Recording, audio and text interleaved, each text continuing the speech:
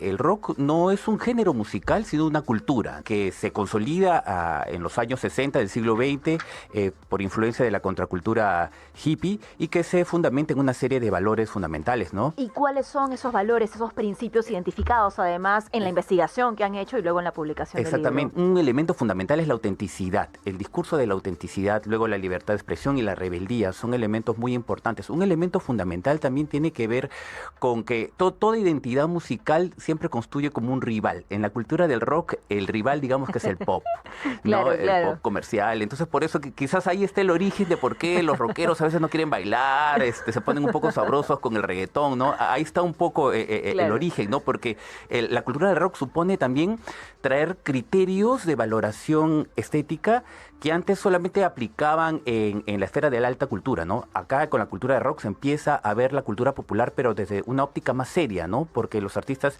empiezan a querer expresarse, a expresar su preocupación sobre el mundo y sus preocupaciones estéticas a través de la música y bueno, ¿no? Se enfrascan pues en estas... ¿Y cómo se explica un fenómeno como la fusión que se da luego, ¿no? Bueno, con la chicha y con otros ritmos. Ajá, bueno, mira, una parte de la cultura del rock, en el germen de la cultura del rock, ya hay un interés por salir de lo que se consideraba en su momento una cultura occidental anquilosada, ¿no? Claro. En el hipismo recuerda que empieza a desarrollarse todo este interés por las culturas orientales, los Beatles se van a la India, sí, ¿no? sí. ¿No? Y desde ahí empieza ya un interés por otras culturas, desde el rock, ¿no? Que luego dará pie, por ejemplo, al fenómeno de la world music, ¿no? En el Perú también hubo una influencia del hipismo en los 60, 70 que dio pie también a una escena muy interesante de rock fusión, ¿no? Con grupos como Traffic Sound o El Polen, en su primer disco Chol, es un disco extraordinario, ¿no? Donde ellos intentan hacer una fusión con elementos locales. Hay que tener en cuenta que el rock fusión se preocupa mucho por la identidad local, ¿no? Busca fusionar el rock, que es un género transnacional, digamos, con elementos muy particulares. Y eso lleva siempre a la pregunta de, entonces, ¿qué es lo auténticamente peruano, no?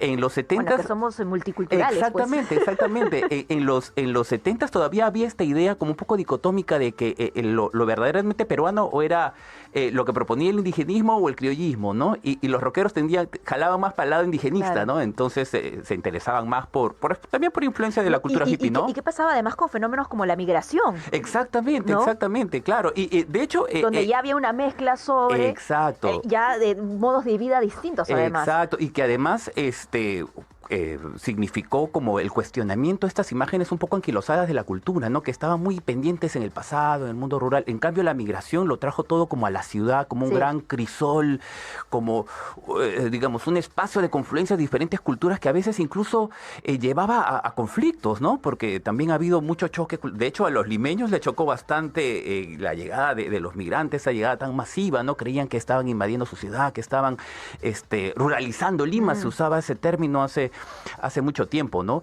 Y la reacción inicial fue como de rechazo, pero poco a poco esa cultura que fue surgiendo de la migración fue empezando a ser asociada con una identidad local, ¿no?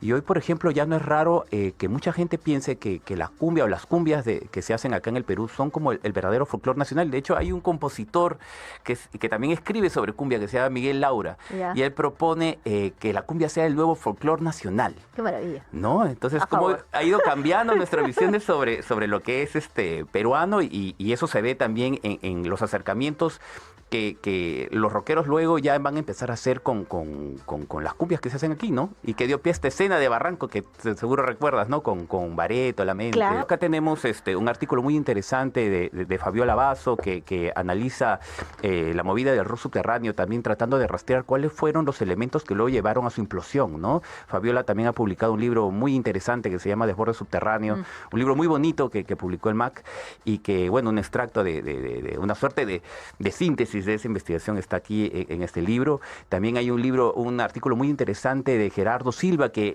él lo que está haciendo es hacer algo que todavía no se había hecho, reconstruir una movida que fue muy importante a finales de los 90 e inicios de los 2000, que es la movida del punk melódico o chiquipunk, y que dio pie a unos famosos conciertos que se hacían en el Guaralino, allá por Naranjal, en Los Olivos, y donde confluían diferentes grupos también de diferentes generaciones y que fueron como una derivación de la movida subte, ¿no? ¿no? Claro. Pero que implicó ya una serie de cambios en sus programas estéticos, ¿no? Porque tú recuerdas que en el subte todavía había como que un deseo de hablar de la sociedad y de la política, pero desde la antipolítica, digamos, ¿no? Claro. Porque ellos eran ya desconfiaban mucho de las instituciones, ¿no? Pero ya con la llegada del Chiquipán, este discurso más bien se vuelve a la experiencia individual de las personas, entonces empiezan a hablar más de experiencias cotidianas, ¿no? O sea, de si tu profesor te chapó fumando un güiro o de tu perro, no sé, ¿no? Y eso ¿Con fue eso te refieres a cambiando. 6 voltios? ¿Perdón? ¿Con eso te refieres a 6 Exacto, 6 voltios? voltios, o sea, me reí Para de poner los otras ejemplos bandas. ahí claros. Exactamente, sí. También hay un artículo justo antes de Oye, entrar a la mucho entrevista. archivo inédito veo también, Claro, ¿ah? sí. Cositas ahí Sí, también muy interesantes. escribe para el libro Mariano Vargas, que ha ganado el Premio Nacional de Literatura Oye, lo en la máximo. categoría de no ficción y que habla justamente de la movida del Agustino. Ponían los mojarras hace un ratito. Claro. Esa historia la van a encontrar aquí. Cómo No se la surgió. pierdan. Exactamente. Y Camilo Riveros también. Y Camilo Riveros, que no solamente es músico, también es un importante gestor cultural, ¿no? Y que nos ha hecho el honor aquí de participar con un testimonio sobre su experiencia en la movida, pero también que tiene su pizca de análisis también. Muy bien.